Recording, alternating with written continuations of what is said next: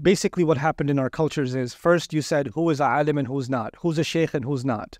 Then, well, the sheikh from this, the one who learned from this sheikh and this sheikh and this sheikh, now that's a sheikh. But who learned from this one and this one, that's just a milkshake. That's not a sheikh, right? So that's just, so there's different levels of sheikhdom, right? And then they have, they're taking each other down. They're doing shakedowns.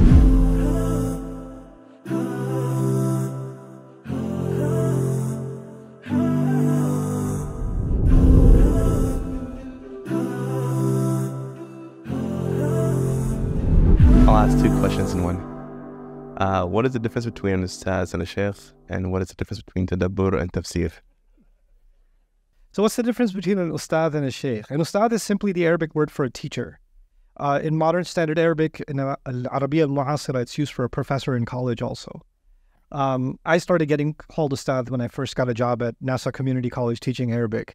And my students called me ustad, and my colleagues that were teaching Spanish or German or professor or whatever else, So that's how I got the term ustad getting used for. I don't have a title. This is a thing. And for you guys, I'm not ustad anyway, because you're not technically, you're kind of sort of students, but not really, because you don't have a notebook. And I'm not, you do, okay, that's great. So for most of you, you're an audience. You're not students. You're actually an audience, right? So so the term just became kind of formalized over time, but I don't really ascribe to it myself. I'm just Nouman. I'm certainly not a sheikh.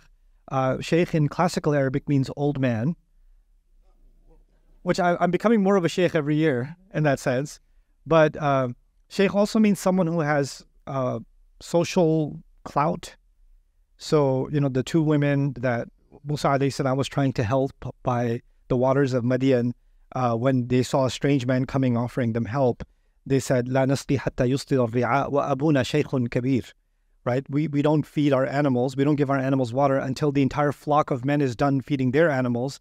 And by the way, our dad is a big sheikh, shaykhun kabir, which is two meanings. One meaning is he's an old man. That's why we have to do this. And the other meaning is, watch out, our dad's a big deal. It's like they're kind of telling him back off because our dad's a big deal, right? So they had that duality of meaning. Now in Muslim culture, we developed a lot of this terminology over the centuries. Islam didn't come with the term sheikh. There was no sheikh among the Sahaba. You understand? So these are later sociological developments that made it easy for us to understand the word imam, the word, sheikh, the word alim. These terms are sociological in nature. And because the more the religion spread, the more we created formalities in our cultures. And so we said, you have to be a alim to be able to speak about Islam. Right? So, but if you went to first century Abyssinia, and there were hundreds of Muslims, nobody was saying that. Nobody even knew what that meant. And in fact, the word alim in the Quran, the word alim refers to someone who knows that there's only one God.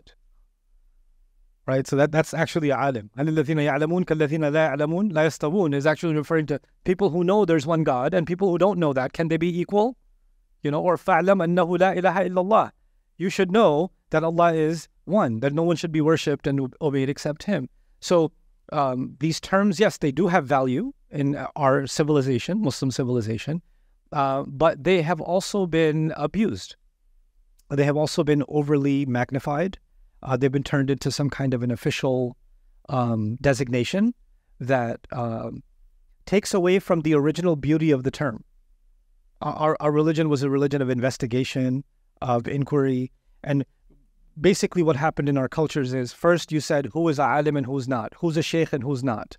Then, well, the sheikh from this, the one who learned from this sheikh and this sheikh and this sheikh, now that's a sheikh. But who learned from this one and this one, that's just a milkshake. That's not a sheikh, right? So that's just, so there's different levels of sheikhdom, right?